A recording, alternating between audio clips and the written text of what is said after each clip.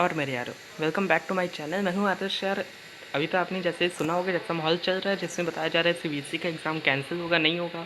तो उसके बारे में कल ही न्यूज़ में आ गया था। आपने बहुत सारे यूट्यूब चैनल पे ही देखा होगा, लेकिन आज मैं आपको सीबीएसई का जो ऑफिशियल सर्कुलर जारी है उसके हिसाब से आज आपको मैं सारी इन्फॉर्मेशन देने वाला हूँ कि क्या क्या कैंसिल हुआ है, जिनका कैंसिल हो गया उनको मार्क्स कैसे मिलेंगे, रिजल्ट कब आएगा, सब चीज़ें सीबीएसई ने बता दी अपने सर्कुलर में। इसका लिंक आपको डिस्क्रिप्शन में मिलेगा, आप चाहे तो वहाँ से पढ़ सकते हैं। मैं आपको वीडियो में बताऊँगा कि आगे क्या क्या होने वाला है।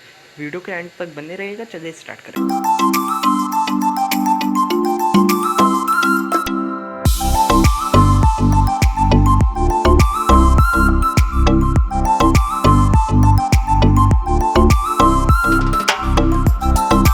सो गाइस, सबसे पहले सीबीएसई ने बताया है कि जितना भी एग्ज़ाम था क्लास 11 और 12 के लिए जो होने वाला था 1 जुलाई से 15 जुलाई के बीच में, वो सारे अब कैंसिल हो गए। तो ये बहुत ही अच्छी खुशखबरी है सभी स्टूडेंट्स के लिए। अगर यहाँ पे उन्होंने बताया है कि जितने भी अब एग्ज़ाम कैंसिल हो गए तो उनको मार्क्स मिलेंगे उनके असेसमेंट पे, जो कि आगे इन्होंने सीबीएसई ने बताया कि उनको मार्क्स कैसे मिलेंगे, वो मैं आपको बाद में बताने वाला हूँ।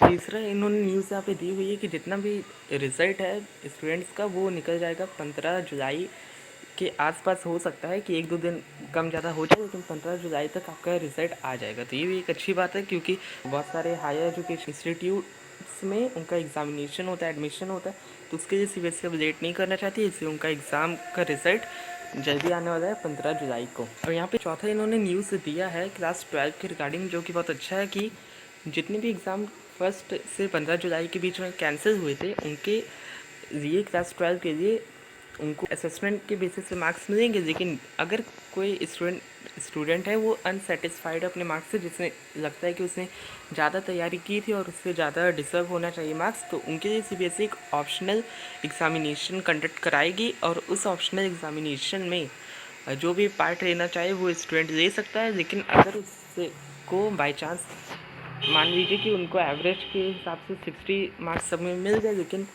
अगर उनको ऑप्शनल एग्ज़ामिनेशन में जिनको देना होगा उनको 50 मिले, तो वो 50 ही उनका फाइनल मार्क्स होगा।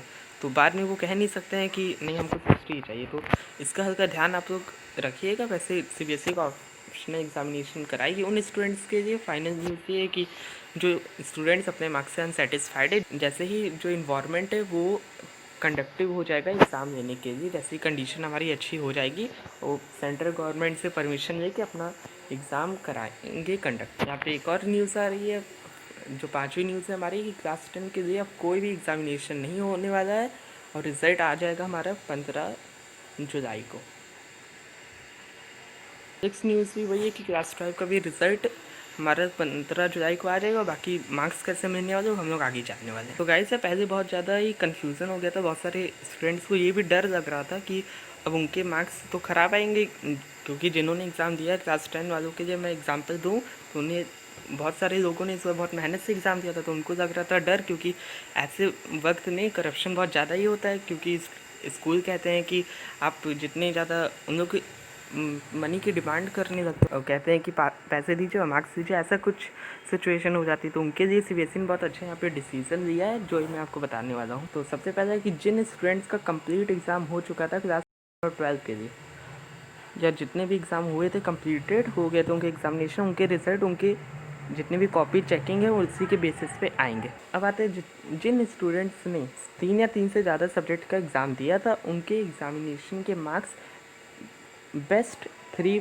परफॉर्मिंग सब्जेक्ट के बेसिस पे दिए जाएंगे। यानी कि मान लीजिए आपका एक में आया था 3-4 एग्ज़ाम दिए थे, एक में आया था 60, एक में आया था 50, एक में आया था 70 और एक में आया 40। तो बेस्ट 3 इनका हम लोग एवरेज निकालेंगे और इसके बेसिस पे आपके बाकी के जो सब्जेक्ट है उसके मार्क्स आपको दिए जाएंगे। तो ये बहुत अच्छी न्यूज़ है आप सभी के लिए, क्योंकि अगर स्कूल से हम लोग बेस्ट उनका निकालते तो हो सकता था करप्शन हो जाए और फिर मार्क्स बहुत ज़्यादा ऊपर नीचे यानी कि ख़राब आ सकते थे, क्योंकि ऐसे सभी लोग टॉप कर जाएंगे। अब जिन स्टूडेंट्स से सिर्फ 3 ही सब्जेक्ट का एग्ज़ाम दिया है उनके मार्क्स आएंगे बेस्ट 2 परफॉर्मिंग सब्जेक्ट के बेसिस पे, यानी कि उनका एवरेज निकाला जाएगा और उनके बेसिस पे बाकी सब्जेक्ट में उनको मार्क्स दिए जाएंगे। अगर क्लास 12 के लिए जितना भी एग्जामिनेशन उनका छूट गया था, तो उनके जो एक ही दो सब्जेक्ट में अपीयर हो पाए थे नॉर्थ ईस्ट दिल्ली में, जैसे सिचुएशन ख़राब हो गई थी, तो उसके लिए उनको मार्क्स दिए जाएंगे। उनके इंटरनल प्रैक्टिकल प्रोजेक्ट असेसमेंट पे उनको मार्क्स दिए जाएंगे, अवार्ड किए जाएंगे। लेकिन